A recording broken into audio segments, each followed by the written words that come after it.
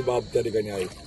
नार पारचं गुजरातला वाहून जाणारं 35 टीएमसी पेक्षा जास्त पाणी आहे। इकडे तापीचं पाणी आमच्या हक्काचं ते गुजरातला वाहून जातं। मात्र दुर्दैवाने आमच्या गिरणा खोऱ्याला पाणी नसतं आणि परिणामस्वरूप 2.5 लाख एकराचे कालव्याची व्यवस्था असताना 22 टीएमसीचं आमचं धरण असताना खाली मग आमचं गिरणा, मन्याड, पांजणडावा कालवा, जामदा जावजा कालवा, चनकापूर कालवा, त्याचबरोबर खाली आमच्या असलेल्या पाचोरा दहीगाव कालवा या सगळ्या व्यवस्था त्या ठिकाणी दुर्दैवाने कोलमडतात आणि 6 नगरपालिका, 2 महानगरपालिका, 700 गावं, 50 लाख लोकांना पिण्याच्या पाण्याच्या, 4 एमआयडीसीला त्या ठिकाणी उद्योगासाठी पाण्याच्या असं अतितुटीचं खोऱ्यासाठी हे सरकार दुर्दैवाने निर्णय घेत नाही। दुसऱ्या बाजूने विदर्भात 86,000 कोटीचा प्रकल्प, मध्य प्रदेशला केन बटवाला 80,000 कोटीचा प्रकल्प आणि दुर्दैवाने गिरणा डॅम ते रामेश्वर जिथे तापीचा आणि गिरणीचा संगम होते 150-60 किलोमीटरमध्येच का प्रकल्प होऊन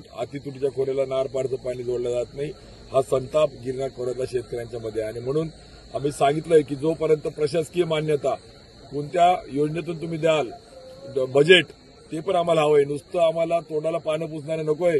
कारण की 8 वर्षापूर्वी असंच आमच्या या गिरणा खोऱ्यातल्या 7 बलून बंधाऱ्याच्या नवीन इनोव्हेटिव्ह टेक्नॉलॉजी प्रकल्पाला देखील आपण राज्यपालांचं पत्र आम्हाला देऊन फसवलं। 8 वर्ष झाली 1 रुपया त्याला दिला नाही आणि आता परत राज्यपालाचं एक पत्र पाठवून आमच्या तोंडाला पानं पुसायचं जे कामं करतायत।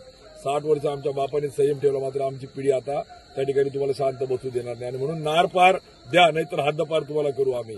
आणि म्हणून पंतप्रधानांच्या कार्यक्रमामध्ये गिरणा खोऱ्यातले शेतकरी उद्रेक करतील।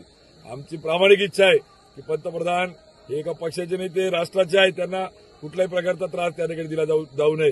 परंतु जर आमच्या हक्काचं पाणी गुजरातला जात असेल, आमच्या खोऱ्यातले 5-5 मंत्री ग्रुप त्या ठिकाणी तोंड गप्प करून बसत असतील तर हे आम्ही सहन करून घेणार नाही। त्यामुळे गुजरातचे बावले खानदेशचे नेते होऊ शकत नाही, आमचे त्या ठिकाणी प्रतिनिधी राहू शकत नाही आणि म्हणून आम्ही 11 तास झाले आणि अजूनही रात्रभर आम्ही पाण्यात बसणार आहोत।